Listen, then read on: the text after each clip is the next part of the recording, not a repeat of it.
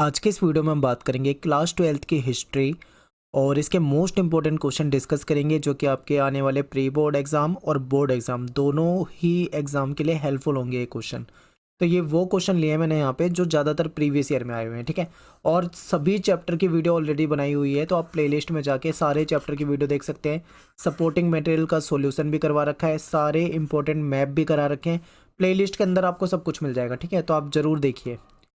मेरा नाम सतेंद्र प्रताप है। आपको कुछ पूछना हो तो आप मुझे इंस्टाग्राम पे मैसेज कर सकते हैं। एकलव्य स्टडी पॉइंट मेरा यूज़र नेम है।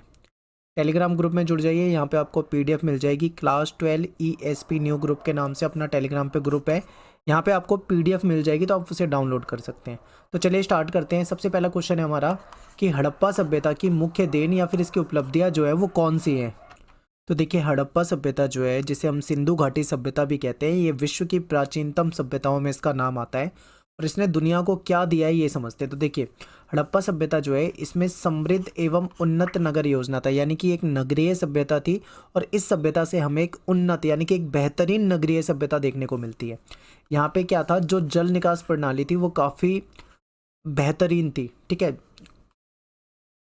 और यहाँ पे विशाल अन्नागार मिले, यानी कि स्टोरेज के लिए, अनाज के स्टोरेज के लिए इनके पास क्या थे, पहले से संसाधन थे। यहाँ पे विशाल स्नानागार मिला है, जिसका ऐसा अनुमान लगाया जाता है कि विशेष कार्यक्रम, धार्मिक कार्यक्रम में इसका यूज़ किया जाता था। और सार्वजनिक भवन मिले, जलाशय, कुएं, अद्भुत भवन निर्माण कला थी इनके पास, ठीक है। सामाजिक जीवन, इससे काफ़ी जानकारी मिलती है। तो ये कुछ इसकी उपलब्धियां हैं। अब यहाँ पे क्या है, मैंने आपको सीधा सीधा पॉइंट बताए हैं, इनको आपको पेपर में एक्सप्लेन करने हैं, ठीक है। जैसे कि कुएं वाला पॉइंट लिखते हो तो आप लिखोगे मोहनजोदाड़ो के आसपास लगभग 700 के करीब कुएं मिले थे, ठीक है। तो ये आप बता सकते हैं। और इसमें से जैसे 8 नंबर का क्वेश्चन आता है तो आपको 8 पॉइंट लिखने हैं, और उससे छोटा क्वेश्चन आता है तो आपको कम पॉइंट में भी काम चल जाएगा। अगला क्वेश्चन है कि हड़प्पा सभ्यता जो है ये एक समृद्ध सभ्यता तो थी, लेकिन इसका पतन हो गया था। आखिर इसके पीछे क्या कारण थे, या फिर हड़प्पा सभ्यता क्यों नष्ट हो गई। तो आपको बताना है कि देखिए, इसके कई सारे कारण थे। जैसे कि बाढ़ एक कारण माना जाता है, भूकंप भी एक कारण माना जाता है कि भूकंप आया था, उसकी वजह से इसका जो सभ्यता थी इसका नाश हो गया, पतन हो गया, ठीक है। अकाल, बार बार अकाल पड़ रहे थे, इसके कारण भी ये सभ्यता जो है ये समाप्त हो गई थी। फिर नदियों का मार्ग बदलना। देखिए, नदियाँ जब अपना मार्ग बदलती हैं ना तो तबाही लेकर आती हैं। तो ये भी एक रीज़न है, एक कारण है कि इसकी वजह से भी हड़प्पा सभ्यता जो है इसका पतन हो गया। फिर विदेशी आक्रमण को भी एक कारण माना जाता है। तो ये कुछ पॉइंट बन जाते हैं और ये पेपर में बहुत ज़्यादा पूछा जाता है, तो ये मोस्ट इंपॉर्टेंट क्वेश्चन है आपके लिए। नेक्स्ट है कि हड़प्पा सभ्यता की जो नगर निर्माण योजना थी इसके बारे में आपको बताना है। तो देखिए, हड़प्पा सभ्यता जो एक नगरीय सभ्यता थी, ठीक है। और यहाँ की जो आर्थिक क्रियाएं थी उसमें ज़्यादातर व्यापार, ठीक है, कृषि वगैरह ये सब था। और यहाँ की जो नगर निर्माण योजना थी वो बहुत ही अद्भुत थी। हड़प्पा अपनी जल निकास प्रणाली के लिए बहुत ज़्यादा फेमस है, क्योंकि देखिए यहाँ पे जो मकान थे वो पक्की ईंटों के मकान मिले हैं, ठीक है। और यहाँ पूरा मतलब पूरी प्लानिंग के साथ आवास यानी कि जो घर हैं वो बनाए गए थे, और नालियों का निर्माण किया गया था बिल्कुल प्लानिंग के साथ। शहरों का नक्शा देखने में पता लगता है कि सड़कों और गलियों को ग्रिड पद्धति में बनाया गया था, जो कि एक दूसरे को समकोण पे काटती थी, ठीक है, इस तरीके से। घरों में क्या था, स्नान घर होता था, और प्राइवेसी का बहुत ध्यान रखा जाता था ताकि लोगों को प्राइवेसी मिले, और बाहर के लोग, अगर कोई बाहर से जा रहा है तो घरों में वो झांकते हुए ना जाए। इस तरीके से कमरे वगैरह बनाए जाते थे ताकि बाहर से कुछ दिखे ना। और बस्ती जो थी यहाँ पे 2 भागों में बांटी हुई थी, एक दुर्ग और दूसरा निचला शहर। अनाज के स्टोरेज के लिए इनके पास अन्नागार थे, और सार्वजनिक अनुष्ठान के लिए एक इनके पास विशाल स्नानागार था, जो कि इस अंदाज़ा लगाया गया कि इसका यूज़ जो था वो किसी धार्मिक या किसी विशेष कार्यक्रम में ही किया जाता था।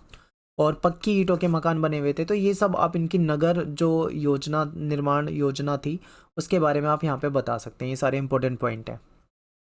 नेक्स्ट क्वेश्चन है कि हड़प्पा संस्कृति जो है इसमें कृषि और कृषि जो प्रौद्योगिकी यानी कृषि टेक्नोलॉजी है उसके बारे में आपको बताना है, ठीक है। देखिए, सबसे पहले बात करते हैं इनकी कृषि के बारे में। तो हड़प्पा सभ्यता के जो लोग थे वो कृषि करते थे, और हड़प्पा के जो स्थल हैं यहाँ पे अनाज के दाने मिले हैं, जैसे कि इसमें गेहूं हो गया, जौ हो गया, दाल, सफ़ेद चना, तिल, ये सारी चीज़ें मिली हैं। तो इससे अंदाज़ा लगता है कि यहाँ के लोग कृषि में, इनकी ये मुख्य फसलें रही होंगी। और गुजरात से बाजरे के दाने मिले हैं, ठीक है। गुजरात में बाजरे की खेती की जाती है, और चावल के दाने जो हैं वो यहाँ पे काफ़ी कम मिले हैं। तो इससे ये लगता है कि हड़प्पा सभ्यता के लोग चावल की खेती बहुत कम करते होंगे। और ये लोग जो कृषि में कौन सी टेक्नोलॉजी यूज़ करते थे, क्या इनके पास उपकरण होते थे, इसको देखते हैं। तो देखिए हड़प्पा के जो लोग थे वो खेती करने के लिए प्रौद्योगिकी का इस्तेमाल करते थे। ये जुताई के लिए क्या करते थे, बैल का इस्तेमाल करते थे और हल का प्रयोग करते थे, ठीक है। कालीबंगन जो है जो कि राजस्थान में है, ठीक है, यहाँ से जुते हुए खेत के सबूत मिले हैं। और सिंचाई के लिए क्या करते थे, कुएं का इस्तेमाल करते थे, तालाब का इस्तेमाल करते थे, नहर का इस्तेमाल करते थे। फसल कटाई के लिए भी ये औजार का इस्तेमाल करते थे। तो ये कृषि टेक्नोलॉजी हो जाएगी इनकी, कि उस समय में कृषि के लिए कौन से उपकरण यूज करते थे। अगला क्वेश्चन है कि सिंधु घाटी सभ्यता की आर्थिक और धार्मिक विशेषता बतानी है आपको, ठीक है। तो आर्थिक विशेषता पे बात करते हैं, तो जो हड़प्पावासी थे ये क्या करते थे, अपने जीवन यापन के लिए, इनका जीवन निर्वाह का क्या कार्य था, तो ये कृषि करते थे, ठीक है। ये लोग व्यापार भी किया करते थे, उनका व्यापार केवल अपने सभ्यता तक सीमित नहीं था बल्कि इनका विदेश व्यापार भी था, ठीक है। और हड़प्पा के जो निवासी थे वो शिल्प कार्यों में भी संलग्न थे, मृद भांड वगैरह मिले हैं, ठीक है, शिल्प मिले, मनके वगैरह मिले हैं, आभूषण वगैरह बनाते थे ये लोग। और हड़प्पावासी जो थे ये पशुपालन किया करते थे। धार्मिक विशेषता की बात करें तो जो मुहरे मिले हैं, हड़प्पा की जो मुहरे मिले हैं उसमें अनुष्ठान के दृश्य मिलते हैं, यानी उसमें अनुष्ठान के चित्र मिलते हैं, ठीक है। हड़प्पा के जो लोग थे वो प्रकृति की पूजा करते थे, यानी कि नेचर को पूजते थे। इसमें कई जगह पे ऐसे सबूत मिले हैं कि ये पेड़ों की पूजा की करते थे, ठीक है, जानवरों की पूजा करते थे। जानवर में एक सींग वाला जानवर जिसकी उपासना की जाती थी, आद्य शिव जो है उनकी पूजा की जाती थी। हड़प्पा के लोग जो थे वो मातृ देवी की भी पूजा करते थे, और ऐसा कहा जाता है कि ये भूमि की भी पूजा करते थे, उसको उर्वरता की देवी मानते थे। और हड़प्पा के जो लोग हैं वो पशुपतिनाथ की भी पूजा किया करते थे। तो ये इनकी धार्मिक विशेषता हो जाएंगी, ठीक है। मूर्ति वगैरह भी मिली है, तो मूर्तियों का भी इस्तेमाल होता था उस समय में। नेक्स्ट क्वेश्चन है कि मौर्य साम्राज्य जो है इसके प्रशासन की आपको प्रमुख विशेषताएं बतानी है। तो देखिए मौर्य साम्राज्य का प्रशासन जो था ये मेनली 5 प्रमुख इसके राजनीतिक केंद्र हुआ करते थे, और इसकी जो राजधानी थी वो पाटलिपुत्र थी, ठीक है। इंपॉर्टेंट है, पॉइंट याद रखना है। और ये जो 5 में से एक तो इसकी राजधानी हो गई, तो 4 जो प्रांतीय केंद्र हैं इनके ये समझ लीजिए, ये आपको याद रखना है। देखिए एक तो तक्षशिला, यहाँ से शासन होता था, फिर इनकी उज्जैनी, और फिर तोसली हो गया और स्वर्णगिरी हो गया। तो ये 4 प्रांतीय केंद्र हो जाएंगे इसके। साम्राज्य का जो संचालन था उसके लिए भूमि और नदी दोनों मार्गों से आवागमन बना रहता था, ठीक है, ताकि प्रशासन जो है, साम्राज्य जो है वो अच्छे तरीके से चल सके। तो नदी मार्ग भी था इनके पास और भूमि मार्ग का भी इस्तेमाल किया करते थे।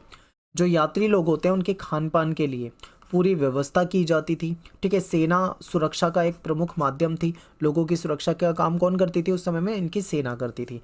और सैनिक गतिविधि जो होती है उसके संचालन के लिए एक समिति और 6 उप समिति थी। ये इंपॉर्टेंट लाइन है, पेपर में आया हुआ क्वेश्चन है, प्रीवियस ईयर में आपसे पूछा हुआ था, ठीक है। तो ये आपको लाइन बिल्कुल याद रखनी है। इनके पास जो सैनिक गतिविधि है उसको बढ़िया तरीके से संचालन करने के लिए एक समिति होती थी और 6 उसकी उप समितियां बनाई हुई थी।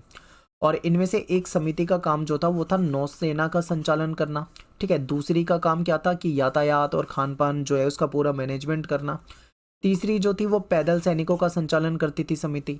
चौथी जो थी वो अश्वरोही, यानी कि जो घोड़े वगैरह होते थे, ठीक है, घोड़े वाले जो सैनिक होते थे इनकी देखभाल करना। पांचवी जो थी वो रथारोही, और छठी समिति जो थी वो हाथियों का संचालन करती थी। इस तरीके से क्या था, एक समिति और 6 उप समिति बनाई हुई थी, सबके काम जो थे वो डिवाइड थे। नेक्स्ट है आपका कि मौर्य साम्राज्य की आर्थिक और राजनीतिक उपलब्धियों पर आपको अपने विचार व्यक्त करने। तो सबसे पहले बात करते हैं राजनीतिक उपलब्धि। तो राजनीतिक में आपको सीधा सीधा ये पॉइंट लिखना है कि 5 इनके प्रमुख राजनीतिक केंद्र थे और इनकी राजधानी जो थी वो पाटलिपुत्र थी। शासन जो है वो पश्चिमोत्तर में, ठीक है, पश्चिमोत्तर में अगर आप मैप में देखोगे, मैं इस तरीके से मैप बना देता हूँ, ठीक है। तो इधर की साइड अगर हम देखें पश्चिमोत्तर में, तो यहाँ पे अफगानिस्तान और बलूचिस्तान तक इनका शासन आपको फैला दिखेगा। और इनके पास एक मजबूत सैन्य व्यवस्था थी, बेहतर इनके पास गुप्तचर व्यवस्था थी, गुप्तचर प्रणाली इनकी बहुत ही बेहतर थी। और सैनिक गतिविधियों के संचालन के लिए इनके पास एक समिति और 6 उप समिति थी, जिसका डिस्कशन अभी हम कर चुके हैं, ठीक है, ठीक है। और मौर्य साम्राज्य की जो आर्थिक उपलब्धि है ये इंपॉर्टेंट है कि देखिए ये लोग क्या करते थे, ये मूर्ति कला, मूर्तियों का निर्माण करते थे, व्यापार करते थे, कृषि भी करते थे, ठीक है, शिल्पकला, आभूषण वगैरह का निर्माण भी होता था। यहाँ पे आपको भवनों का निर्माण भी देखने को मिलेगा, सोने की खदान वगैरह मिलती है। तो ये कुछ इनकी आर्थिक उपलब्धियाँ हो जाएंगी। भारतीय इतिहास में अशोक के योगदान पे चर्चा करनी है। देखिए अशोक वाला क्वेश्चन भी कई बार पेपर में आया हुआ है। तो अशोक को आरंभिक भारतवर्ष का, ठीक है, सबसे प्रसिद्ध शासक माना जाता है, बहुत ही इंपॉर्टेंट है। और अशोक ने कलिंग यानी कि जो वर्तमान में उड़ीसा है यहाँ पर विजय प्राप्त की थी। अशोक ऐसा पहला सम्राट था जिसने अपने अधिकारी को, ठीक है, अपने अधिकारियों को और प्रजा के लिए संदेश जो थे वो प्राकृतिक जो पत्थर होते हैं उस पर पॉलिश करके लिखवाए और उसको स्तंभों के रूप में गढ़वाया था। ठीक है, ये अशोक पहला शासक रहा है। अशोक ने अपने अभिलेखों के माध्यम से धम्म का प्रचार किया, धम्म, और धम्म के माध्यम से इन्होंने बड़ों के प्रति आदर, सन्यासियों और ब्राह्मणों के प्रति उदार होने के लिए कहा, दासों के साथ हमें उदार व्यवहार करना चाहिए, दूसरे के धर्म और परंपराओं का आदर करना चाहिए। ठीक है, ये धम्म में ये बातें थी। अब धम्म को यहाँ पे आप धर्म ना समझें, धम्म क्या है, धम्म एक आप इसको जीवन शैली मान सकते हैं जिसमें हमें कुछ बातों को मानना है। ठीक है, जैसे कि हमें आपको बता रखा है ना कि बड़ों का सम्मान करना चाहिए, सन्यासी और ब्राह्मणों के प्रति हमें उदार रहना चाहिए, दासों के साथ उदार व्यवहार करना चाहिए। एक तरह से ये नैतिक शिक्षा के रूप में आप इसे मानिए। तो धम्म का प्रचार करा था इन्होंने। अशोक के अभिलेख से हमें ये पता लगा है कि मौर्य साम्राज्य के 5 प्रमुख राजनीतिक केंद्र थे और राजधानी इनकी पाटलिपुत्र थी। अशोक ने क्या किया, अपने साम्राज्य को अखंड बनाए रखने के प्रयास किए। अशोक ने धम्म के प्रचार के लिए महामात नामक अधिकारियों की नियुक्ति की। ये पेपर में आया हुआ है, ये लाइन याद रखें, पूछा हुआ था पेपर में कि धम्म का प्रचार करने की जिम्मेदारी अशोक ने किन्हें दी थी। तो ये महामात क्या होते थे, अधिकारी होते थे। ये जो महामात थे इनका काम क्या होता था, धम्म का प्रचार करना। ठीक है, इंपॉर्टेंट है। नेक्स्ट क्वेश्चन है कि अभिलेख क्या होते हैं, और मोस्ट इंपॉर्टेंट क्वेश्चन है, इस चैप्टर से सबसे ज़्यादा पूछा जाने वाला क्वेश्चन है, अभिलेख क्या होते हैं और इतिहास लेखन में इनका क्या महत्व है और अभिलेखों की सीमाएं बतानी है। ठीक है, तो देखिए अभिलेख क्या होते हैं, पत्थरों पे, धातु पे या मिट्टी के जो बर्तन होते हैं, जो हार्ड होते हैं, कठोर सतह होती है, उस पर खुदे हुए जो होते हैं उसको अभिलेख कहा जाता है। ठीक है, पत्थरों पे भी खोद खोद कर कुछ लिखा जा सकता है, धातु पे भी ऐसा लिखा जा सकता है, मिट्टी के बर्तन पे भी लिखा जा सकता है, ये सब अभिलेख कहलाते हैं। इतिहास लेखन में इसका क्या महत्व है ये समझना है। तो देखिए अभिलेख जो है, अभिलेख साक्ष्य इतिहास के प्रमुख स्रोत हैं, क्योंकि अभिलेख जो सबूत के रूप में मिले हैं इससे इतिहास के बारे में जानकारी मिलती है। ठीक है, अभिलेख के माध्यम से ही अभिलेख शास्त्रियों को बीते हुए काल की भाषा का पता लगता है। देखिए जो अभिलेख शास्त्री होते हैं, जो अभिलेखों का अध्ययन करते हैं और इतिहास की जानकारी निकालते हैं, वो क्या करते हैं, उनको अभिलेखों से पता लगता है कि जिस काल के अभिलेख हैं उस काल में कौन सी भाषा प्रमुख रही है। फिर राजाओं के नाम का पता लगता है। ठीक है, कौन से राजा ने कौन से अभिलेख लिखवाए, तो ये अभिलेखों से ये जानकारी मिल जाती है। अभिलेखों की तिथि के बारे में जानकारी मिल जाती है कि भाई कौन सा अभिलेख किस तारीख को लिखवाया गया था। अभिलेख का संदेश और उसके द्वारा जो महत्वपूर्ण जानकारी प्राप्त होती है ये सब हमें अभिलेखों के माध्यम से प्राप्त हो जाती है। तो अभिलेख क्या है, इतिहास के महत्वपूर्ण स्रोत होते हैं। और इतिहास लेखन में अभिलेख की कुछ सीमाएं हैं, यानी कि सीमाएं का मतलब कुछ कमियां हैं, कुछ लिमिटेशन है। तो वो सीमाएं कौन सी, देखिए क्या होता है कि कई बार अक्षर जो है वो हल्के ढंग से उत्कीर्ण होते हैं, तो ज़्यादा हल्के होने के कारण उसको पढ़ने में बहुत दिक्कत होती है, समझ में नहीं आते हैं। ठीक है, फिर क्या होता है, कई बार अभिलेख तो मिलते हैं लेकिन वो टूट जाते हैं, तो टूट जाने के कारण अक्षर जो है वो लुप्त हो जाते हैं। कई बार क्या होता है कि उसमें जो लिखा होता है उसका वास्तविक अर्थ नहीं पता लग पाता और अभिलेख की भाषा समझ में नहीं आती कई बार। ठीक है, और अभिलेखों की जो सबसे बड़ी कमी है उसमें क्या है कि उसमें राजा के बारे में जानकारी मिल जाती है, राजा की उपलब्धियों के बारे में जानकारी मिल जाती है, सब ठीक है, शासन के बारे में जानकारी मिल जाती है, लेकिन जो डेली लाइफ है, जो रोज़मर्रा का जीवन है, आम लोगों का जीवन है, उसके बारे में उससे कोई जानकारी नहीं मिलती। ठीक है, तो ये कुछ इसकी लिमिटेशन है, कुछ इसकी सीमाएँ हैं। नेक्स्ट क्वेश्चन है कि महाभारत काल में स्त्रियों तथा पुरुषों के संदर्भ में संपत्ति के जो अधिकार होते थे उससे क्या अभिप्राय है। तो देखिए महाभारत के समय स्त्री और पुरुष जो थे वो संपत्ति पर इनके अलग अलग अधिकार होते थे। मनुस्मृति हमें ये बताती है कि जो पैतृक जायदाद होती है, ठीक है, उस पर माता पिता की मृत्यु के बाद सभी जो उनके पुत्र होते हैं उनको दे दिया जाता है। ठीक है, पुत्रों में बांट दी जाती है, लेकिन जो ज्येष्ठ पुत्र होता है, जो बड़ा पुत्र होता है, वो विशेष भाग का अधिकारी होता है और स्त्री जो होती है उसको इस संपत्ति पर अधिकार प्राप्त नहीं होता है। ठीक है, जो माता पिता की जो संपत्ति होती है वो उसके पुत्रों में बांट दी जाती है, स्त्री को नहीं मिलती है वो संपत्ति। लेकिन जो विवाह यानी जब शादी होती है तो विवाह में जो उपहार मिलता है, ठीक है, जो गिफ्ट मिलते हैं वो स्त्री धन कहलाता है और उस पर स्त्री का अधिकार होता है। ठीक है, विवाह में जो मिलता है गिफ्ट में वो स्त्री का धन है, उस पर स्त्री का पूरा अधिकार है और इस संपत्ति को उनकी संतान विरासत के रूप में भी पा सकती है और इस पर उनके पति का कोई अधिकार नहीं होता। ठीक है, ये टाइपिंग की मिस्टेक है। और मनुस्मृति के अनुसार स्त्रियों को पति की आज्ञा के विरुद्ध खिलाफ जाकर पारिवारिक जो संपत्ति होती है उसको जमा करना, या स्वयं अपने बहुमूल्य धन को छुपाकर जमा करने की चेतावनी दी जाती है। ठीक है, महिला को कोई पारिवारिक संपत्ति छुपाकर जमा नहीं करनी है और ना ही कोई बहुमूल्य धन वगैरह छुपाकर जमा करना है, इसके लिए बिल्कुल ही मना ही है। अगला क्वेश्चन है, क्या ये संभव है कि महाभारत जो है उसका एक ही रचयिता था? महाभारत को एक गतिशील ग्रंथ क्यों कहा जाता है? Most important question. देखिए, महाभारत क्या है, इसको जो लिखा गया है उसमें 1000 वर्ष तक ऐसा कहा जाता है कि उसको लिखा जाता रहा है। अब एक व्यक्ति 1000 वर्ष तक तो जिएगा नहीं, तो जाहिर सी बात है कि महाभारत का जो रचयिता होगा वो कोई एक व्यक्ति तो हो नहीं सकता। ठीक है, तो हम बोलेंगे नहीं, ये संभव नहीं है कि महाभारत का एक ही रचयिता हो, क्योंकि ये लगभग लगभग 1000 वर्ष तक लिखी गई थी। महाभारत की जो मूल कथा है उसके जो रचयिता थे वो भाट सारथी थे। अब यहाँ पे इंपॉर्टेंट पॉइंट ये याद रखना है, मूल कथा यानी जो ओरिजिनल महाभारत है उसको लिखने वाले जो थे वो भाट सारथी थे। ये क्या थे, बाद में इस पर ब्राह्मणों ने अपना अधिकार कर लिया था और इसकी रचना की थी। ठीक है, भाट सारथी जो है वो कौन थे, ये क्या करते थे, जब युद्ध होता था तो उसमें जाते थे और वहाँ पे देखते थे, सारथी के रूप में जाते थे, वहाँ देखते थे और उसके बारे में लिखते थे। महाभारत जो है इसको एक गतिशील ग्रंथ क्यों कहा जाता है? देखिए, गतिशील का मतलब क्या है ये समझिए। मान लीजिए कोई बुक है, इस एग्जाम्पल से आप समझिए, मान लीजिए कोई बुक है, उसको एक बार लिखा गया, वो बुक छप गई, उसके बाद वही बुक छपती रही छपती रही छपती रही, लेकिन उसमें कोई चीज़ बढ़ाई नहीं गई, कोई चीज़ घटाई नहीं गई, जैसी वो बुक थी वैसे ही उसको छापा जाता रहा, तो इस ऐसे ग्रंथ को हम कभी भी गतिशील ग्रंथ नहीं कहेंगे। लेकिन मान लीजिए कोई बुक है, उसमें कुछ लिखा गया, कुछ समय के बाद उसमें कुछ और जोड़ा गया, फिर कुछ समय बाद और जोड़ा गया, फिर उसमें अलग अलग भाषाओं में उसका ट्रांसलेशन होता रहा।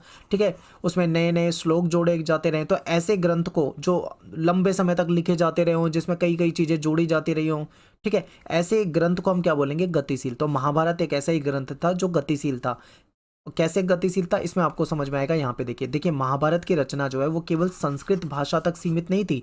अगर एक भाषा तक सीमित रही होती तो इसको फिर भी गतिशील नहीं मानते, लेकिन इसको अलग अलग भाषाओं में लिखा गया। समझ के, पहले संस्कृत में लिखा गया, फिर अन्य भाषाओं में लिखा गया, अन्य भाषाओं में इसका अनुवाद किया गया, तो इसका अनुवाद होता रहा, तो इस तरीके से क्या है, ये गतिशील ग्रंथ है। फिर महाभारत में क्या है, भिन्न भिन्न कहानियों को समाहित किया गया, अलग अलग तरह की कहानी जो थी उसको इसमें डाल दिया गया, और इन कहानियों को पत्थरों की मूर्ति और चित्रकला के द्वारा प्रस्तुत किया गया। महाभारत की जो कथा है इसमें नाटक, नृत्य अलग अलग ढंग से प्रस्तुत किए गए हैं। ठीक है, और इसकी जो रचना है वो बहुत लंबे समय तक होती रही है, अलग अलग समय में इसके रचयिता भी अलग अलग रहे होंगे, और इसलिए हम कह सकते हैं कि महाभारत जो एक गतिशील ग्रंथ है।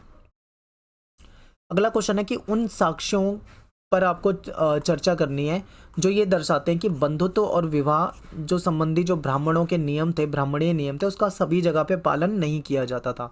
तो बिल्कुल सही है। देखिए, बंधुत्व और विवाह संबंधी जो ब्राह्मणों के द्वारा बनाए गए जो नियम थे उसका पालन जो था वो सभी जगह नहीं होता था। ठीक है, कुछ समाज ऐसे भी थे जहाँ पे भाई बहन यानी जो चचेरे मौसेरे भाई होते हैं, भाई बहन होते हैं, ठीक है, जो खून का जिनमें रिश्ता माना जाता है, लेकिन ऐसा सभी समाज में नहीं होता था। यानी कुछ समाज में ये लोग जो थे ये आपस में विवाह भी कर लेते थे। ठीक है, जो कि ब्राह्मणीय नियमों के खिलाफ था। ब्राह्मणीय जो नियम थे उसके अनुसार बहिर्विवाह को सही माना गया था, यानी कि अपने गोत्र से बाहर विवाह करना, लेकिन कई जगह पर एक ही गोत्र के लोग आपस में विवाह कर लिया करते थे, जो कि ब्राह्मणों के अनुसार सही नहीं था, लेकिन ऐसा होता था। तो इससे ये पता लगता है कि ब्राह्मणों के द्वारा बनाए गए जो नियम थे उसका पालन सभी जगह नहीं होता था। और सातवाहन राजाओं की बात करें तो इसमें कई ये ठीक है, बहिर्विवाह कर बहु विवाह करते थे। यहाँ पे कई कई रानियाँ होती थी इनकी, तो यहाँ और जो विवाह हो जाता था उसके बाद जो जो महिला होती थी वो अपने पिता का गोत्र धारण करती थी। जबकि क्या होता है, नॉर्मली ब्राह्मणीय नियमों के अनुसार जब महिला कहीं पे शादी करके जाती है, विवाह करके जाती है, तो फिर वो पति का गोत्र धारण करती है। ठीक है, लेकिन यहाँ पे क्या है, पति की जगह पिता का ही गोत्र धारण कर रही है। तो इससे क्या पता लगता है कि इन नियमों का पालन सब जगह नहीं होता था। धर्मसूत्र और धर्मशास्त्र में विवाह के 8 प्रकार बता रखे हैं। टोटल 8 प्रकार के विवाह थे। ठीक है, जिसमें से शुरू के जो 4 विवाह हैं वो उत्तम माने गए हैं, बाकी के जो 4 विवाह हैं उसको सही नहीं माना गया है। लेकिन फिर भी वो जो बाकी के जो 4 जो सही नहीं माने गए उन वो विवाह भी प्रचलन में थे, और ब्राह्मणीय नियमों को कई जगह पे अस्वीकार किया गया है। ठीक है, सातवाहन राजा जो थे वो, इनके परिवार जो थे, इसमें विवाह के ब्राह्मणीय नियमों का पालन नहीं हुआ था। कुछ सातवाहन राजा जो थे वो बहुपत्नी प्रथा को मानते थे, उनकी एक से अधिक पत्नियां होती थी। दक्षिण भारत में भी कई जगह पे अंतर विवाह पद्धति थी। ठीक है, अपनी ही गोत्र के अंदर, ठीक है, अपनी ही जाति के अंदर, और बहुत मतलब नज़दीकी रिश्ते में, जो खून के रिश्ते माने जा सकते हैं, ठीक है, या जो भाई बहन के रिश्ते होते हैं, चचेरे मौसेरे भाई, इस तरीके के में भी कई जगह पे विवाद देखे जाते हैं। तो ऐसे में पता लगता है कि इन नियमों का पालन सभी जगह नहीं होता था। अगला क्वेश्चन है कि भारत के प्रसिद्ध महाकाव्य जो महाभारत है, इसकी मूल विशेषता पे प्रकाश डालना है। तो देखिए, महाभारत जो है इसका प्राचीन नाम जय संहिता है, यानी आज के समय में जिसे हम महाभारत कहते हैं, इसको पहले जय संहिता के नाम से जानते थे। ये दुनिया का सबसे बड़ा महाकाव्य है। इसमें 1 लाख से भी ज़्यादा श्लोक है, ठीक है, और इसकी रचना जो है कहा जाता है कि हजारों वर्ष तक होती रही और अलग अलग भाषा में होती रही। इसके मूल रचयिता जो थे वो भाट सारथी थे, जिनको सूत भी कहा जाता था। और महाभारत जो है प्राचीन भारत के इतिहास के बारे में हमको जानकारी देती है कि प्राचीन भारत में कैसी व्यवस्था थी, इसके बारे में जानकारी मिलती है। महाभारत से उस समय के सामाजिक नियम क्या थे, वर्ण व्यवस्था, आचार संहिता, यानी कौन कौन से रूल्स होते थे, नैतिक कर्तव्य, मूल्यों की जानकारी हमको डिटेल में मिलती है। महाभारत में हमें पांडव और कौरव के बीच में जो विवाद था, उस विवाद के बारे में जानकारी मिलती है, ठीक है। और प्रारंभ में इस मूल कथा, जो ये मेन जो कथा होती है, उसको भाट सारथी के द्वारा रचा गया था, लेकिन बाद में इस पे ब्राह्मणों ने अपना अधिकार कर लिया और उसके बाद में ब्राह्मणों ने इसको आगे जाके रचा था, ठीक है, इंपॉर्टेंट है। नेक्स्ट क्वेश्चन है कि जैन धर्म की जो उत्पत्ति है उसके बारे में बताना है, जैन धर्म की शिक्षा के बारे में बताना है, ठीक है। तो देखिए, जैन धर्म के जो संस्थापक है वो है स्वामी ऋषभदेव। जैन धर्म में क्या है, ये बौद्ध धर्म से भी पहले आया हुआ है, इंपॉर्टेंट है, याद रखना। जैन धर्म के जो 24वें तीर्थकर हुए हैं, ठीक है, इसमें क्या है, 24 तीर्थकर हुए हैं। जो 24वें तीर्थकर थे वो महावीर जी थे। और जैन धर्म की शिक्षाओं की बात करें तो जैन धर्म जो है वो ये मानता है कि जो संपूर्ण विश्व है, पूरा संसार जो है वो प्राणवान है। और ऐसा माना जाता है कि पत्थर में, चट्टान में, जल में, सभी में जीवन है, ठीक है। जैन धर्म के जो लोग हैं वो पत्थर, चट्टान, जल, हर जगह जीवन मानते हैं। जीवों के प्रति अहिंसा की बात करते हैं, खासकर इंसान, जानवर, पेड़ पौधे, कीड़े मकोड़े, इनको ना मारना जैन दर्शन का केंद्र बिंदु है, यानी कि अहिंसा का पालन करते हैं ये। और भी बहुत सारी चीज़ें हैं जैन धर्म में, जैसे हिंसा ना करना, हत्या ना करना, चोरी ना करना, झूठ ना बोलना, ब्रह्मचर्य का पालन करना, धन इकट्ठा ना करना, ये सारी बातें आ जाती है, ठीक है। जैन धर्म के विस्तार की बात करते हैं तो देखिए, जैन धर्म जो है भारत के कई हिस्सों में फैला और ये भारत से अन्य देशों में भी गया, ठीक है, लेकिन बौद्ध धर्म के जितना नहीं फैल पाया था ये। बौद्धों की तरह जैन विद्वानों ने प्राकृत भाषा में, संस्कृत भाषा में, तमिल भाषा में, ठीक है, कई भाषाओं में इन्होंने क्या करा, अपना साहित्य का सृजन करा था, अपना साहित्य रचा था। नेक्स्ट क्वेश्चन है कि बौद्ध धर्म की जो भारतीय समाज और संस्कृति को देन है वो बताना है कि बौद्ध धर्म जो है वो भारतीय समाज और संस्कृति को क्या देता है, क्या उससे देन मिली है। तो देखिए, बौद्ध धर्म की शिक्षाओं का भारतीय समाज और संस्कृति पे बहुत गहरा प्रभाव पड़ा है। भगवान बुद्ध ने जो मध्यम मार्ग अपनाने की बात कही थी, ठीक है, इसको लोग, इससे बहुत लोग प्रभावित है। यानी कि देखिए, 3 तरह के मार्ग हैं। एक तो है बहुत कठोर तपस्या, यानी अपने आप को बहुत ज़्यादा तकलीफ देना, कठोर तप करना, बहुत भयंकर जो नियम होते हैं उसका पालन करना। दूसरा होता है बिल्कुल लग्जरी लाइफ जीना, ठीक है। तो इन दोनों के बीच का मध्यम मार्ग, यानी कि ऐसे इन्होंने रास्ता बताया कि ना तो हमें बहुत ज़्यादा अपने आप को कष्ट देना है, कठोर तपस्या करनी है, और ना ही हमें बिल्कुल लग्जरी लाइफ, यानी कि बहुत ही ज़्यादा सुख सुविधाओं में रहना है, ठीक है। हमें एक मध्यम मार्ग अपनाना है, जो कि हमें बौद्ध धर्म बताता है। इसके बाद क्या है, धार्मिक आडंबरों को इन्होंने अस्वीकार किया, धार्मिक आडंबरों का बिल्कुल विरोध करा। और अ, बौद्ध दर्शन जो है इसके अनुसार विश्व जो है वो अनित्य है, यानी कि विश्व में क्या है, लगातार बदलाव होता रहता है, ठीक है। यानी यहाँ पे कुछ भी स्थायी नहीं है, कुछ भी शाश्वत नहीं है, सब कुछ यहाँ पे बदलता रहता है, ऐसा बौद्ध धर्म मानते हैं। इन्होंने घोर तपस्या और विश्व शांति के जो बीच का जो मध्यम मार्ग है, इसको अपनाने की बात कही है। जाति प्रथा का इन्होंने खुलकर विरोध करा है, ये बौद्ध धर्म वाले जाति प्रथा को नहीं मानते हैं। बुद्ध ने कहा था कि समाज का निर्माण जो है वो इंसानों ने किया है, ना ही ईश्वर ने। ये ईश्वर को भी नहीं मानते हैं, ठीक है, ये भी याद रखना है। ये कहते हैं इंसानों ने ही बनाया, ईश्वर ने नहीं बनाया। और बुद्ध ने राजाओं को, गृहपतियों को दयावान होने की सलाह दी है कि प्रजा के साथ, अन्य लोगों के साथ दयावान रहना चाहिए, ठीक है। बुद्ध ने अपने शिष्यों को क्या निर्देश दिया है कि तुम सब अपने लिए खुद ही ज्योति बनो, क्योंकि तुम्हें खुद ही अपनी मुक्ति का रास्ता ढूंढना है। एक बार पेपर में सेम क्वेश्चन आया था, ये लाइन ऐसे करके आपको दे दी थी पेपर में, और ये लिख दिया था कि स्पष्ट कीजिए, ठीक है। अब इसका क्या मतलब हो गया, तो बुद्ध ने क्या कहा है, सब अपने शिष्यों को ये कहा है कि तुम्हें खुद से ही क्या करना है, अपनी मुक्ति का रास्ता ढूंढना है, खुद ही अपने लिए तुम्हें ज्योति बननी है। नेक्स्ट है कि बौद्ध धर्म जो है उसके संगठन और जो नियम है उसके बारे में आपको बताना है। तो देखिए, बुद्ध के शिष्यों का दल तैयार हो गया, यानी बौद्ध धर्म जो था काफ़ी तेजी से प्रचलित हुआ था, फेमस हुआ था, तो इनके शिष्यों का एक दल बन गया था। और उसको संघ, इसीलिए फिर इन्होंने संघ की स्थापना की थी। ये जो बौद्ध थे ये सादा जीवन बिताते थे, सिंपल बिल्कुल। इनके पास केवल जो जीवन यापन करने के लिए जो बेसिक बिल्कुल आवश्यकता वाली चीज़ें होती थी केवल उतना ही रखते थे, ठीक है। शुरू शुरू में क्या था, जो इनके संघ होते थे इसमें केवल पुरुष ही शामिल होते थे, महिलाएं शामिल नहीं होती थी। लेकिन बाद में महिलाओं को भी इसमें शामिल होने की आज्ञा मिल गई थी, अनुमति मिल गई थी, ठीक है।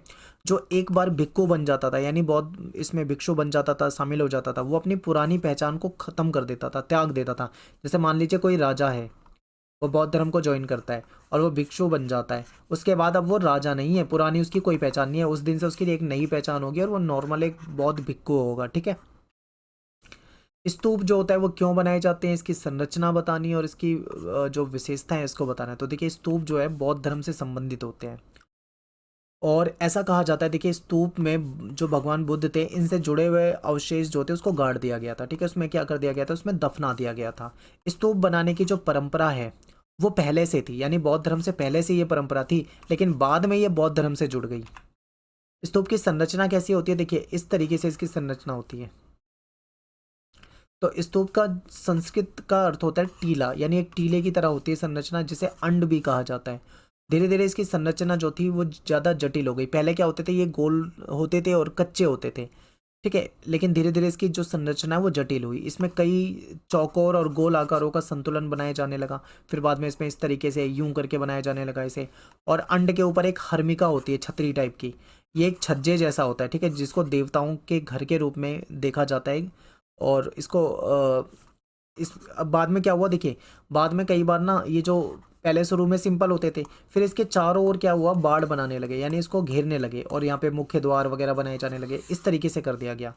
तो किले के चारों ओर एक वेदिका होती थी जो पवित्र स्थान को सामान्य दुनिया से अलग करती थी, यानी इस तरीके से इसको बना दिया गया था कि सामान्य दुनिया से अलग लगती थी, पवित्र दुनिया माना जाता था इन्हें।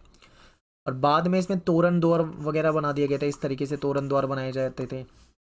तोरण द्वार पे फिर नक्काशी वगैरह की जाने लगी और ये स्तूप जो है बौद्ध धर्म में पवित्र स्थान माने जाते हैं। तो इंपॉर्टेंट है, ये क्वेश्चन आ सकता है पेपर में, ठीक है। अगला क्वेश्चन है कि इब्न बतूता ने अपने विवरण में भारत को किस प्रकार से वर्णन किया। तो भारत में इब्न बतूता आया, उसने भारत की व्यवस्था को देखा, तो उसने ये सबसे पहले संचार प्रणाली जो थी उसके बारे में बताया। इब्न बतूता कहता है कि भारत की जो संचार व्यवस्था है वो बहुत ही अनूठी है, जिसके बारे में इब्न बतूता ने विस्तार से लिखा है। इब्न बतूता ने भारत में दास प्रथा का विवरण किया, क्योंकि उसने दास प्रथा भी देखी थी। वो कहता है कि यहाँ पे नारियल और पान जैसी वनस्पति के बारे में भी उसने लिखा है, जिससे उसके पाठक पूरी तरह से अपरिचित थे, क्योंकि जहाँ से वो इब्न बतूता आया था वहाँ पे नारियल और पान इन सब चीज़ों का कॉन्सेप्ट नहीं था, इसलिए उनके लिए बिल्कुल नई चीज़ें थी बिल्कुल। इब्न बतूता ने भारतीय शहरों के बारे में लिखा और उन्हें अवसरों से भरपूर पाया कि यहाँ पे अवसर बहुत है लोगों के लिए, ठीक है। भारतीय व्यापार और बाजार के बारे में भी उसने लिखा है। भारत में जो कृषि होती है उसके बारे में भी लिखा है, ठीक है। भारत की मिट्टी जो उपजाऊ थी उसके बारे में लिखा। और भारत में बने हुए माल जो थे वो मध्य और दक्षिण पूर्व एशिया में उसकी बहुत ज़्यादा डिमांड होती थी। भारत का जो सूती कपड़ा था, मलमल और शिल्प कार्य जो था वो काफ़ी सराहनीय था, ठीक है। भारत की जो गुप्तचर व्यवस्था थी वो बहुत ही अनूठी थी, इसके बारे में लिखा। तो इन सब चीज़ों को भारत में उसने देखा था और उसके बारे में विस्तार से लिखा था। अगला क्वेश्चन है कि जाति व्यवस्था के संबंध में अल बिरूनी की व्याख्या जो है उसको बताना है। तो अल बिरूनी जब भारत आया तो उसने यहाँ पे जाति व्यवस्था को देखा।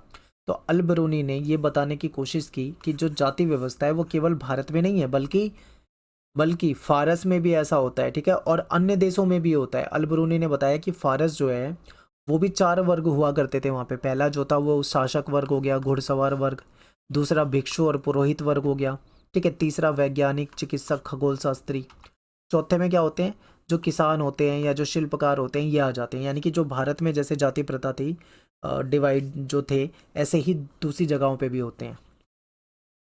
अल बिरूनी ने जो जाति व्यवस्था से संबंधित जो ब्राह्मणवादी जो व्याख्या थी उसको मानने से इनकार कर दिया, ठीक है। उसने कहा कि जो अपवित्रता की मान्यता है, जैसे जो सिस्टम था उसमें क्या होता था, कुछ जातियों को नीची जाति माना जाता था, तो ये इन्होंने नहीं माना। अलबरूनी ने लिखा कि हर वह वस्तु जो अपवित्र हो जाती है वह अपनी पवित्रता की मूल स्थिति में दोबारा से जाने का प्रयास करती है, ठीक है, और सफल भी हो जाती है। उसने कुछ एग्जाम्पल दिया, जैसे कि देखिए सूर्य जो है हवा को स्वच्छ करता है, और समुद्र में जो नमक है वो पानी को गंदा होने से बचाता है। तो अलबरूनी ने जोर देकर ये कहा था कि यदि ऐसा नहीं होता तो पृथ्वी पर जीवन असंभव हो जाता है। ये जो जाति प्रथा है और जो किसी को नीच और नीची जाति मानते, अगर ऐसा होता तो पृथ्वी नष्ट हो जाती, ठीक है, जीवन असंभव हो जाता। तो वो इस चीज़ को मानने से उसने बिल्कुल इनकार कर दिया। उसके अनुसार जाति व्यवस्था में अपवित्रता की जो अवधारणा थी वो प्रकृति के नियमों के खिलाफ थी, जो कि गलत थी, ठीक है, नहीं मानते थे ये से। नेक्स्ट क्वेश्चन है कि बर्नियर जो था उसने अपनी पुस्तक में पूर्व और पश्चिम की तुलना किस प्रकार की थी। तो देखिए पूर्व और पश्चिम की तुलना की थी इसने। फ्रांसवा बर्नियर ने देश के कई भागों की यात्रा की और विवरण लिखा। वह भारत में जो भी देखता था उसकी तुलना किससे कर देता था, सीधा यूरोप से कर देता था। और यूरोप से भारत की जब तुलना करता था तो भारत जो है यूरोप के मुकाबले तो पिछड़ा हुआ लगता था उसे। तो वो क्या कहता था कि भारत में जो स्थिति है वो काफ़ी दयनीय है, यानी कि भारत में कंडीशन काफ़ी ख़राब है, यूरोप में सब कुछ बेहतर है। बर्नियर के जो कार्य थे वो 1670-71 में प्रकाशित हुए। इसने जो भी लिखा उसको छापा गया। फिर अगले 5 वर्ष के भीतर अंग्रेजी भाषा में, डच में, जर्मन में, इतावली भाषा में उसका ट्रांसलेशन हुआ। 1670 से 1725 के बीच में उसके वृत्तांत जो थे वो फ्रांसीसी में 8 बार दोबारा से छापे गए थे, ठीक है। 1684 तक ये 3 बार अंग्रेजी में दोबारा से छापे जा चुके थे, यानी कि जो ये भारत के बारे में लिख रहा था वो दुनिया भर में उसको लोग पढ़ते थे।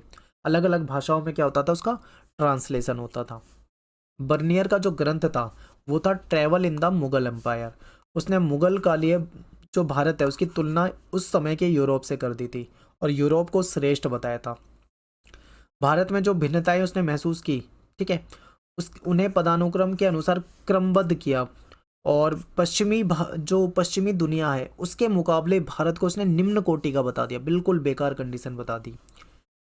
अगला क्वेश्चन है कि travel in the Mughal empire में फ्रांसीसी यात्री ने किन किन विषय का वर्णन किया। तो देखिए बर्नियर के अनुसार भारत और यूरोप के बीच में मूल्य भिन्नताओं में से एक भारत में निजी भूस्वामित्व जो है उसका अभाव था, यानी भारत के लोगों के पास जो भूमि थी उसमें उनका निजी स्वामित्व नहीं होता था, ठीक है। बर्नियर को ऐसा लगता था कि भूमि पर निजी स्वामित्व जो है वो बेहतर होता है, ठीक है। और उसने भूमि पर राज्य के स्वामित्व को राज्य और उसके निवासी दोनों के लिए खतरनाक बताया, हानिकारक बताया, क्योंकि भारत में जो भूमि होती थी उसमें राज्य का मतलब यहाँ पे सत्ता से है, सरकार से है, उसका स्वामित्व होता था। इसकी वजह से ये इस राज्य के लिए भी खराब है और निवासियों के लिए भी खराब है, ऐसा बर्नियर का कहना था, ठीक है। उसे लगा कि मुगल साम्राज्य में सम्राट जो है वो सारी भूमि का स्वामी है और वो अपने अमीर लोगों में उस भूमि को क्या करता है, बांटता है। बर्नियर ने पूर्व और पश्चिम की तुलना की। बर्नियर के विवरण ने 18वीं और 19वीं शताब्दी में जो पश्चिमी विचार थे उसको प्रभावित किया। बर्नियर जो था उसने मुगल कालीन शहरों का विवरण दिया और इन शहरों को शिविर नगर बोल दिया, ठीक है, शिविर नगर कहता था वो। भूस्वामित्व को लेकर राजकीय व्यवस्था को वो गलत बताता था। सती प्रथा देखी उसने यहाँ पे, तो उसका बहुत ही मार्मिक विवरण दिया था, जो बिल्कुल मतलब दिल को छू जाने वाला विवरण है, आप एनसीईआरटी में पढ़ सकते हो।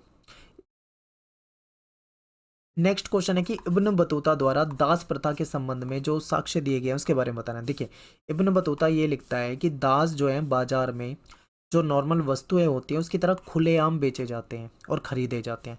दासों को गिफ्ट में भी दिया जाता है, यानी भेंट में भी दिया जाता है, ठीक है। जब इब्न बतूता सिंध पहुंचा था तो उसने सुल्तान मोहम्मद बिन तुगलक के लिए घोड़े और दास खरीदे थे और उसको गिफ्ट किए थे।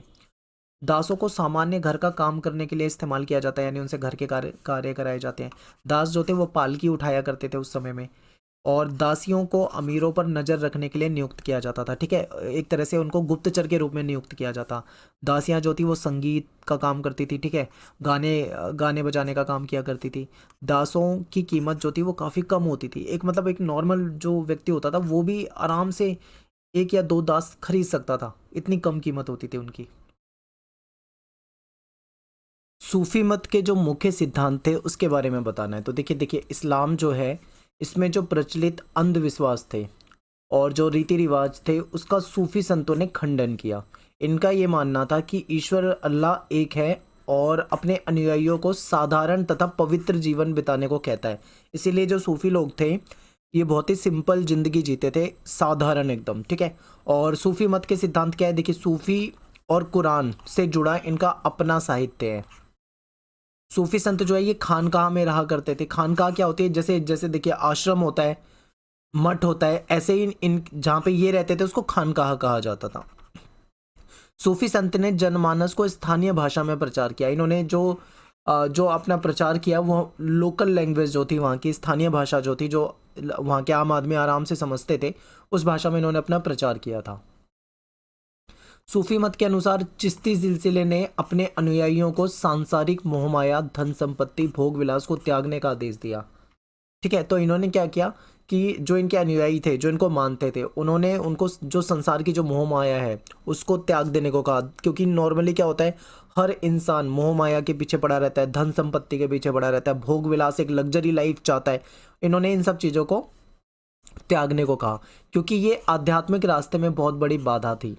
शेख जो होते हैं वो अपने अनुयायियों को निर्धन तथा फकीरों की तरह जीवन बिताने का निर्देश देते हैं। कि जो भी इनके अनुयायी थे, शेख इनको कहते थे कि तुम्हें बिल्कुल सिंपल ज़िंदगी जीनी है, गरीब यानी निर्धन की तरह ज़िंदगी जीनी है, फ़कीर की तरह ज़िंदगी जीनी है।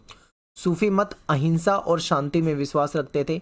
इनको ये विश्वास था कि समाज की जो समस्या है उसका समाधान जो है वो लड़ाई झगड़े की अपेक्षा अहिंसापूर्ण और शांतिपूर्ण नीति से करना चाहिए। सूफी संत जो थे वो विश्व में भाईचारे का प्रचार करते थे और जातिगत भेदभाव का ये विरोध किया करते थे।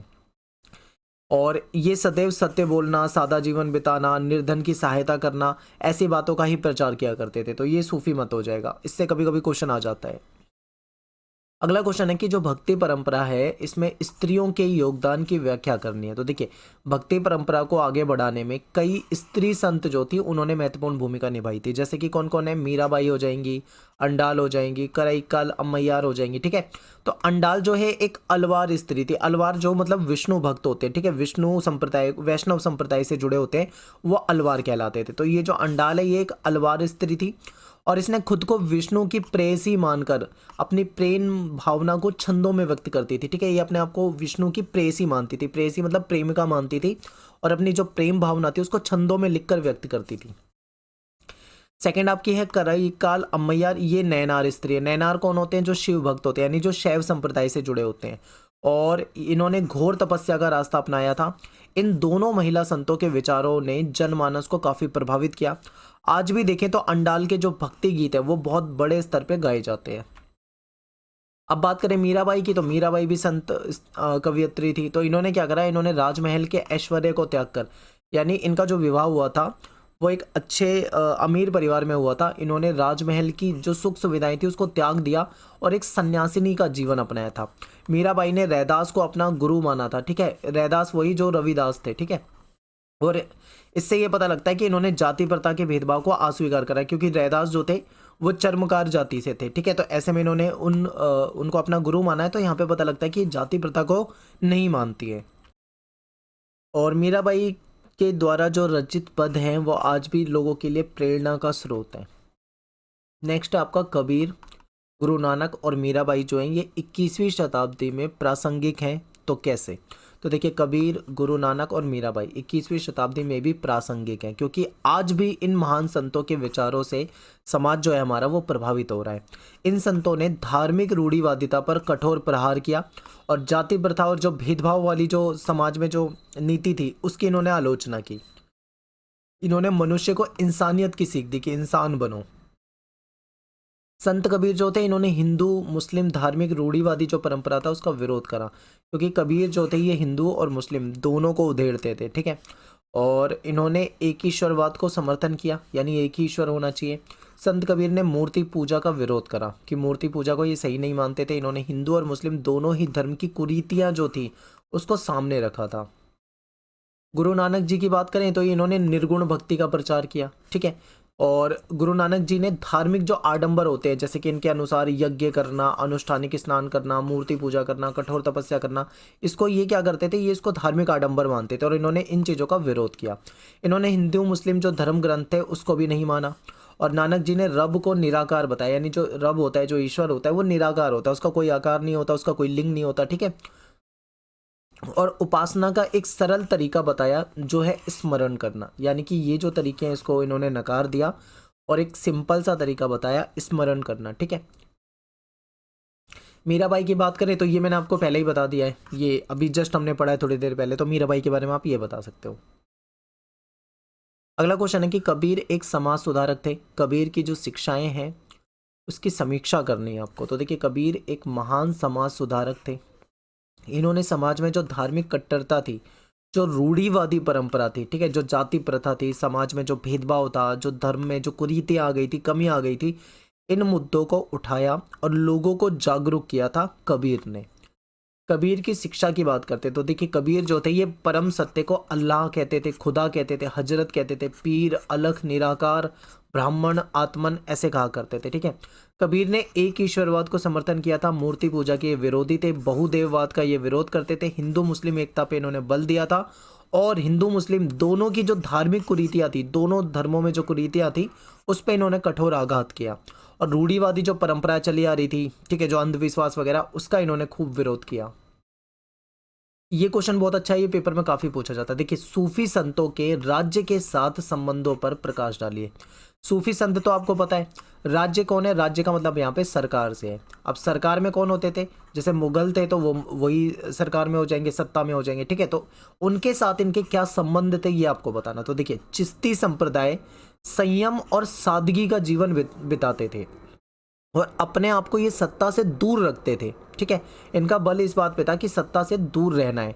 यदि सत्ताधारी वर्ग, अगर कोई शासक कोई बिना मांगे अनुदान दे, कोई गिफ्ट दे, तो संत उसको स्वीकार कर लेते थे, ठीक है। सुल्तान द्वारा खानकाह को टैक्स मुक्त कर दिया था, कोई टैक्स नहीं लिया जाता था और भूमि भी इनको अनुदान में दी गई थी। सूफी धन और सामान के रूप में दान को लेते थे, ठीक है, और इसको संजोने की बजाय, यानी इसको इकट्ठा नहीं करते थे, बल्कि कपड़े में, रहने की व्यवस्था में, अनुष्ठान में इसको खर्च कर देते थे, जो भी इनको दान में मिलता था, ठीक है। शासक न केवल सूफी संतों के संपर्क में रहना चाहता थे, बल्कि उनको समर्थन के भी कायल थे, क्योंकि शासक जो थे, क्योंकि सूफी संतों के पास बहुत सारे लोग आते थे, ठीक है।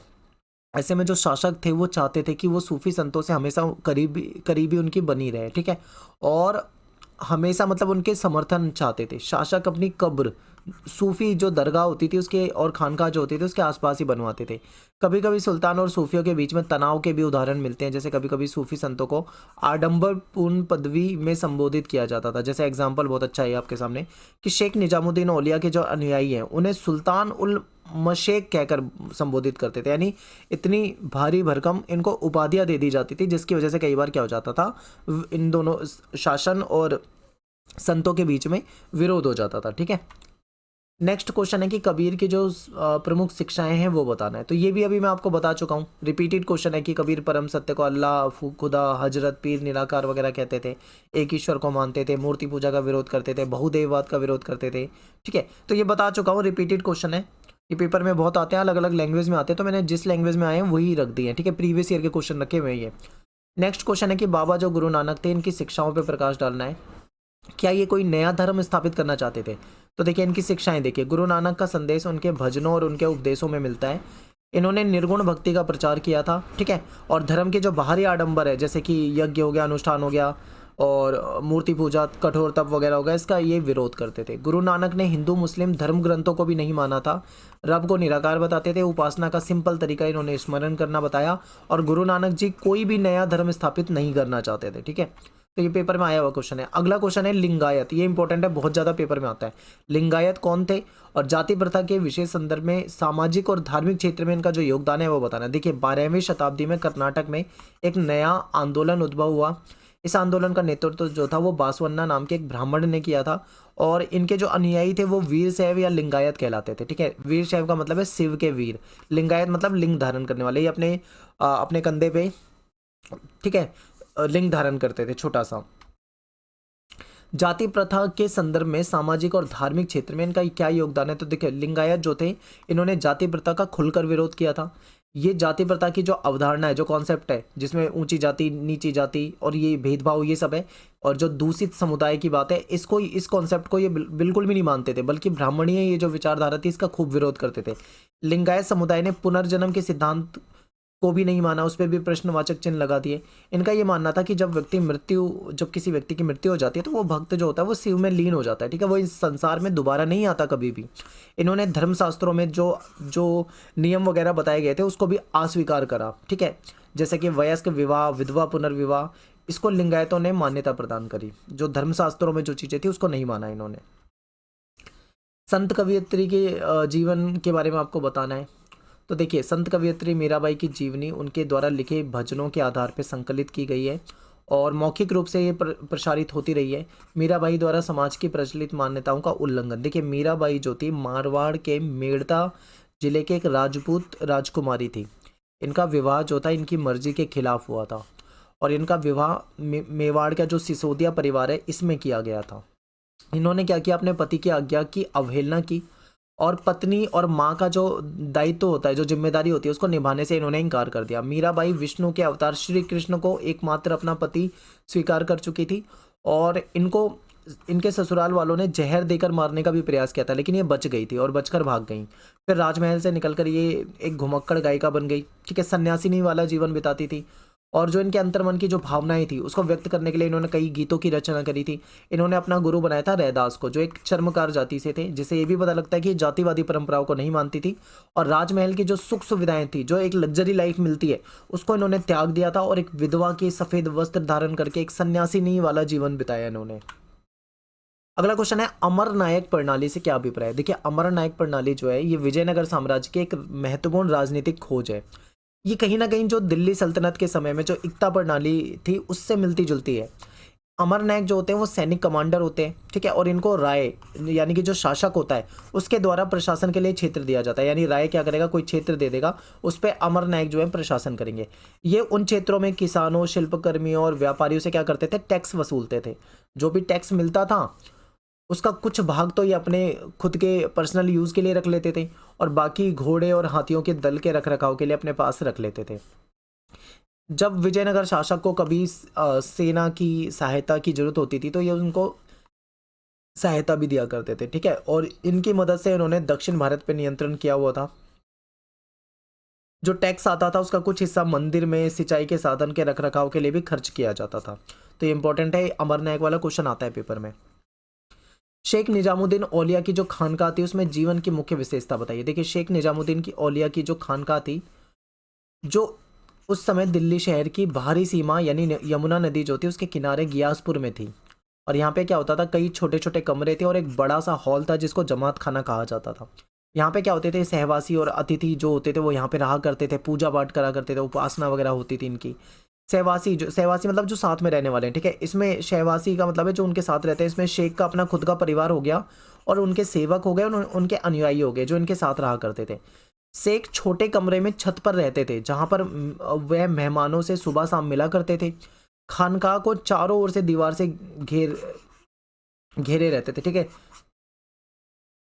यहाँ एक सामुदायिक रसोई भी थी जो बिना मांगे, खैर यानी बिना मांगे अगर जो भी दान वगैरह मिलता था उससे चलाई जाती थी। यहाँ सभी तबके के लोग आते थे, इसमें सिपाही, गुलाम, व्यापारी, कवि, राहगीर, धनी, निर्धन, हर तरह के लोग आते थे, ठीक है। हिंदू अनुयायी बनने के लिए आते थे, इबादत करने के लिए आते, ताबीज लेने के लिए आते थे और कभी कभी किसी मसले पे विवाद हो जाए तो शेख उसमें मध्यस्थता भी कराता था। शेख के सामने झुकना, मिलने वालों को पानी पिलाना, जो दीक्षित होते हैं उनका सर का मुंडन करना, यौगिक व्यायाम, ये सब यहाँ पे किया जाता था और स्थानीय परंपराओं को अपनाने का इन्होंने प्रयास किया था। जो लोकल परंपराएं थी उसको इन्होंने अपनाया था। अगला क्वेश्चन है कि विजयनगर की जो जल आवश्यकता है इसको किस प्रकार पूरा किया जाता था। मोस्ट इंपॉर्टेंट क्वेश्चन है, बहुत पेपर में आता है, ठीक है। तो देखिए, विजयनगर की जो जल आवश्यकता थी उसमें तुंगभद्रा नदी जो है इसके द्वारा एक प्राकृतिक कुंड बना था, ठीक है, इससे पूरी होती थी और अन्य जल हौजों का भी निर्माण किया गया था। जल हौज बनाई गई थी, उसके जरिए पानी को लाया जाता था।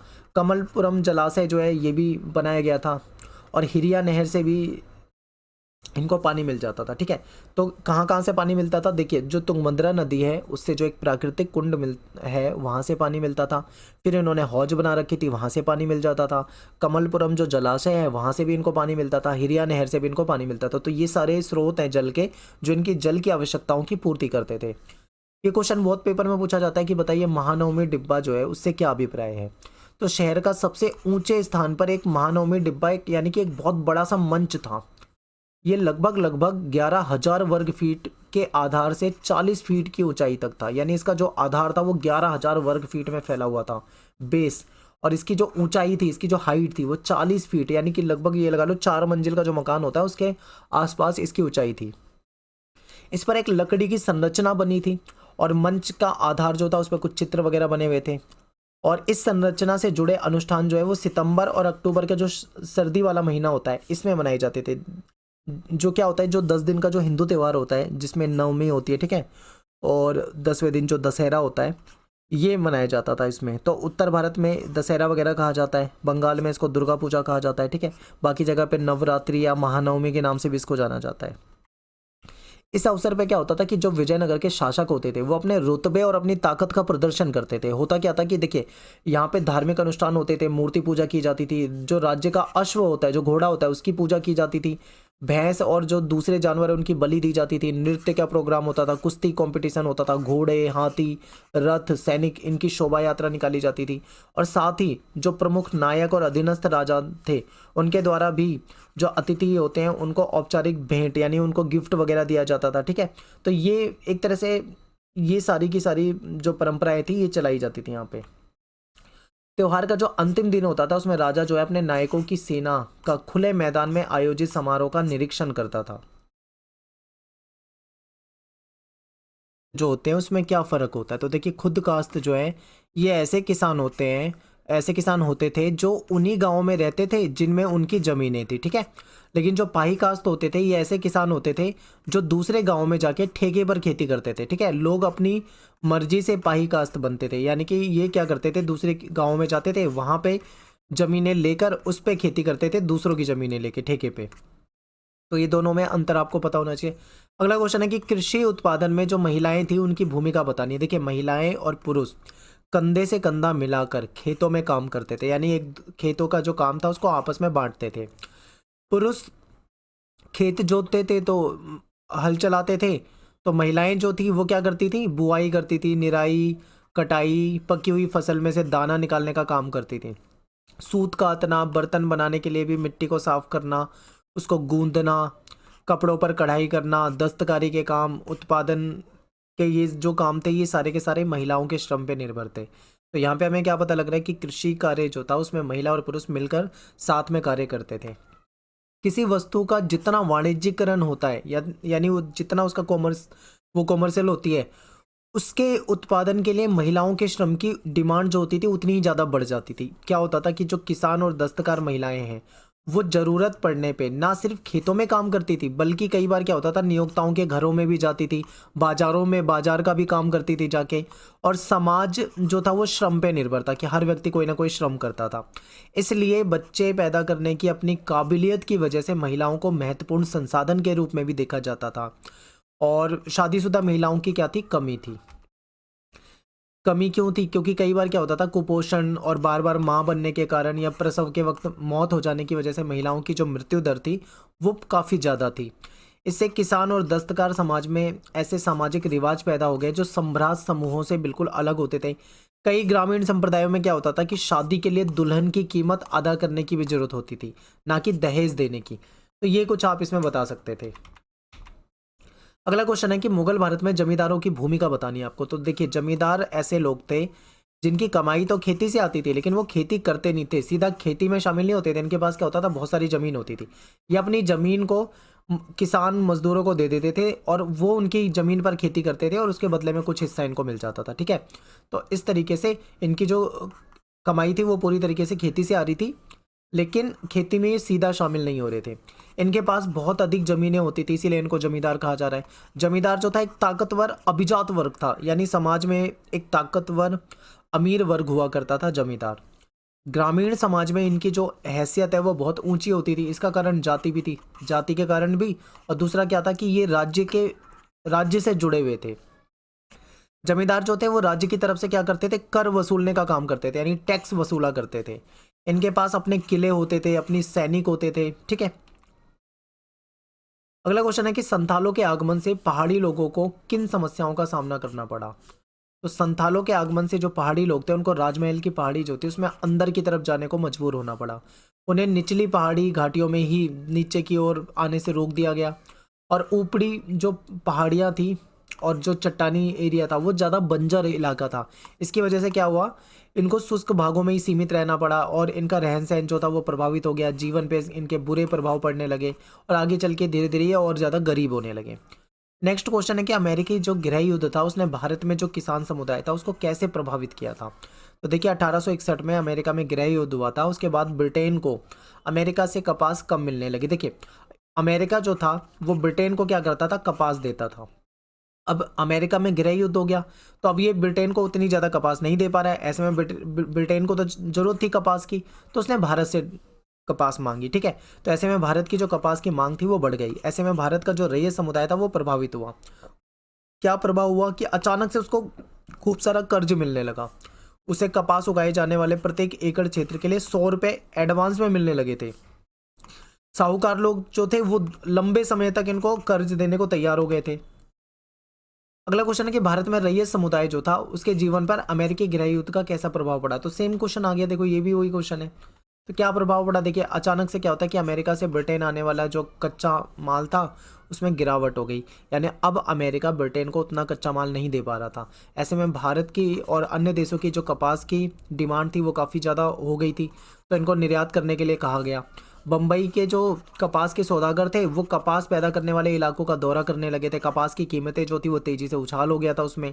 कपास निर्यातक द्वारा अधिक से अधिक कपास खरीदकर ब्रिटेन भेजना, यानी कि जो कपास को बेचने वाले लोग थे वो ज़्यादा से ज़्यादा कपास खरीदते थे और ब्रिटेन को भेज देते थे। जो साहूकार थे वो भी एडवांस में पैसे देने लगे। साहूकार जो थे वो ग्रामीण ऋणदाताओं को राशि दे रहे थे खूब, और ग्रामीणों को जो ऋण था वो आसानी से मिलने लगा था। दक्कन के इलाकों में रैयतों को अचानक से इतना ज़्यादा ऋण मिलने लगा और वो सब क्या थे, कर्ज में दब गए। कपास के उत्पादन में बहुत तेजी आई थी। कुछ धनी किसानों को तो इसका बहुत ज़्यादा लाभ हुआ था, लेकिन ज़्यादातर किसान जो थे वो कर्ज के बोझ में दब चुके थे। तो ये कुछ हुआ। अगला क्वेश्चन है कि 1930 में गांधी जी द्वारा चलाए गए नमक आंदोलन के कारण और उसके परिणाम के बारे में बताना। देखिए प्रत्येक भारतीय घर में नमक जो है एक आवश्यक वस्तु था, और ब्रिटिश सरकार ने क्या करा था, भारतीयों को नमक कानून के तहत घरेलू प्रयोग के लिए नमक बनाने पर रोक लगा दी गई थी।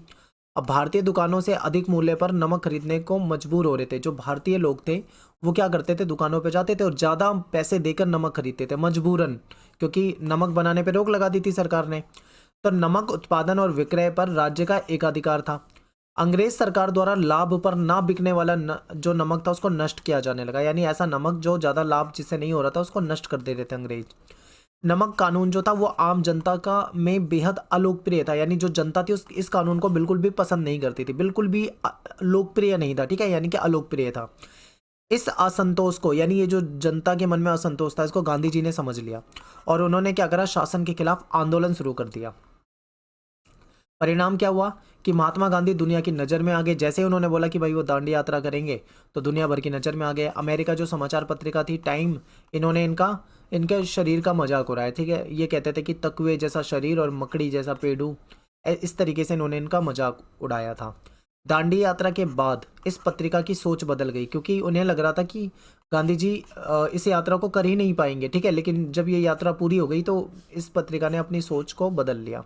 गांधी जी को मिला जन समर्थन देख हैरत में, यानी कि गांधी जी को लोगों का समर्थन मिला था, लोग उनके साथ गए थे।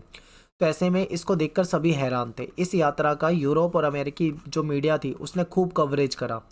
पहली राष्ट्रवादी गतिविधि थी जिसमें जो लेडीज़ थी, औरतें थी, उन्होंने भी इसमें अपनी हिस्सेदारी रखी थी। ठीक है, इसमें शामिल हुई थी। अंग्रेजी हुकूमत को आंदोलन की व्यापकता का एहसास होना कि उनका राज बहुत दिन तक कायम नहीं रहेगा। शुरू में अंग्रेजों को ये लग रहा था कि वो हल्के में ले रहे थे, मतलब इस आंदोलन को। उन्हें लग रहा था कि कुछ नहीं है, नॉर्मल बात है, थोड़े दिन में अपने आप ही ख़त्म हो जाएगा। कोई मतलब उन्हें बिल्कुल भी अंदाज़ा नहीं था कि ये यात्रा कामयाब हो पाएगी। और इसके बाद जब उन्होंने देखा कि बहुत ज़्यादा जन समर्थन मिल रहा है इस यात्रा को, लोग इनके साथ आ रहे हैं, तो ऐसे में उन्हें एहसास हो गया था कि उनका जो शासन है भारत में ज़्यादा दिन तक नहीं चल पाएगा। भारतीयों को सत्ता में हिस्सा देना पड़ेगा। अगर नहीं देंगे तो फिर कहीं ना कहीं ऐसा विरोध होता रहेगा, आंदोलन होते रहेंगे और इनको सत्ता से हाथ धोना पड़ेगा। अगला क्वेश्चन है कि महात्मा गांधी के द्वारा राष्ट्रीय आंदोलन को जन आंदोलन में परिवर्तित कर दिया गया, बताइए। तो देखिए रोलेक्ट सत्याग्रह जो था उससे गांधी जी एक राजनेता के रूप में उभरे थे। अंग्रेजी शासन के खिलाफ असहयोग आंदोलन की शुरुआत की इन्होंने। सभी भारतीयों से आंदोलन में शामिल होने का इन्होंने आग्रह कर दिया कि सभी भारतीय इसमें आ जाओ। स्कूल कॉलेज और न्यायालय ना जाने का आग्रह किया कि कोई भी विद्यार्थी स्कूल कॉलेज नहीं जाएगा, जो वकील वगैरह है वो न्यायालय जाना बंद कर दें। गांधी जी द्वारा असहयोग आंदोलन और खिलाफत आंदोलन को एक साथ जोड़ दिया गया, जिसे हिंदू और मुस्लिम एक साथ आ जाए, इस आशा से इसको जोड़ा गया था। विद्यार्थियों ने सरकार द्वारा चलाए जा रहे स्कूल और कॉलेज का बहिष्कार किया। वकील जो थे उन्होंने अदालत में जाने से मना कर दिया। नगरों में जो मजदूर थे उन्होंने हड़ताल शुरू कर दी। गाँव में भी ये आंदोलन जो था वो पहुंच गया था। उत्तरी आंध्र की जो पहाड़ी जनजाति थी उन्होंने वन्य का जो कानून थे उसकी अवहेलना करनी शुरू कर दी। अवध के किसानों ने कर देने से इनकार कर दिया। कुमाऊं के किसान ने औपनिवेशिक अधिकारों का सामान ना ढोना ये कर दिया। ठीक है, अधिकारियों का जो सामान था उसको ढोने से मना कर दिया। हर वर्ग द्वारा आंदोलन में अपने तरीके से भागीदारी की। असहयोग शांति की दृष्टि से देखें तो ये नकारात्मक था, लेकिन इसका प्रभाव जो था वो सकारात्मक था, क्योंकि पूरे देश में समर्थन इस चीज को मिल रही थी। 1857 के विद्रोह के बाद पहली बार अंग्रेजों की नींव हिली थी असहयोग आंदोलन से। सभी वर्गों के साथ आने से कहीं ना कहीं राष्ट्रीय आंदोलन जो था ये जन आंदोलन में बदल चुका था। तो आप ये सारी बातें, ये सारे पॉइंट यहाँ पे लिख सकते थे कि इस आंदोलन को जनता का बहुत बड़ा समर्थन मिला था। ठीक है, विद्यार्थी हो, चाहे वो किसान हो, चाहे वो कूली हो, मजदूर हो, ठीक है, वकील हो, जो भी हो, सब ने अपने अपने लेवल पे सपोर्ट किया था इस आंदोलन को।